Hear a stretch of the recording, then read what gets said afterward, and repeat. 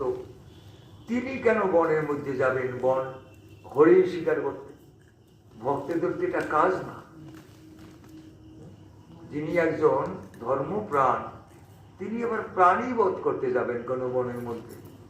সেই পরীক্ষিত একদিন রওনা করলেন মৃগয়া শিকার করতে সেই অরণ্যময় বনের মধ্যে। ভগবানের কি অচিন্ত লীলা! আমাদের ভাগবত বলে অচিন্ত লীলা মানে যা চিন্তার বাইরে, আমরা যেটা চিন্তা করে কুল করতে পারি না, অচিন্ত লীলা। তাই সেই পরীক্ষিত সেই বনের মধ্যে মৃগয়া তো শিকার করতেই পারলেন না। আর উল্টা কি হলো, এমন জল পিপাসা পেয়েছে, বুক গলার ধরা সব শুকিয়ে যাচ্ছে। তাই এই এত বড় জল পিপাসাই পাইল করতে, তখন চিৎকার করছে, আমায় জল দাও, আমাকে জল দাও, আমাকে জল দাও, কে আছো জল দাও। কে জল দেবে বনের মধ্যে?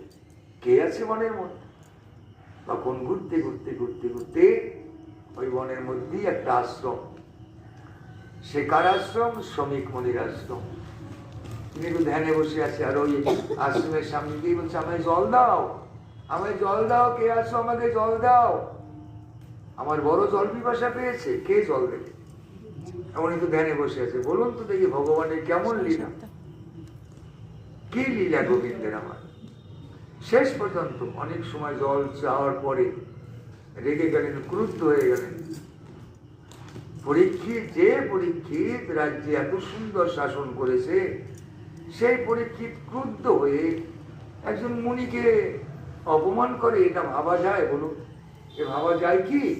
সব গোবিন্দই করায়, গোবিন্দের কাজ গোবিন্দই করায়। তখন ওখানেই দেখলেন একটা মরা সাপ পড়ে আছে। মরা সাপটা এলো করতে, এও চিন্তার ব্যাপার।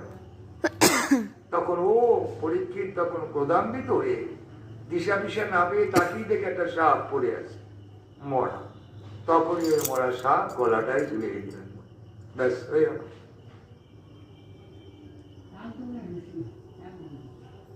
হয়ে গেল এই এক মহাকাল। কিছুক্ষণ পর উনি নিজের রাজ্যের উদ্দেশ্যে রওনা করলেন। পরীক্ষিত কিছু দূর যেতে যেতে জানেন জল পিপাসা নেই। তখন মনে মনে পরীক্ষিত ভাবছে, চিন্তা করছে, এই কি আমি এ কি করলাম, আমি এ কি করলাম, কাজটা আমি কি করলাম। রাজধানীতে যেতে যেতে যেতে যেতে শুধু এই চিন্তাই করছে, আমি কি করলাম। একটু জল পিপাসার জন্য এত বড় চক্রত করলাম একজন মুনিকে। সর্বনাশ, সর্বনাশ, আমার এত বড় অপরাধ, আমাকে গঙ্গা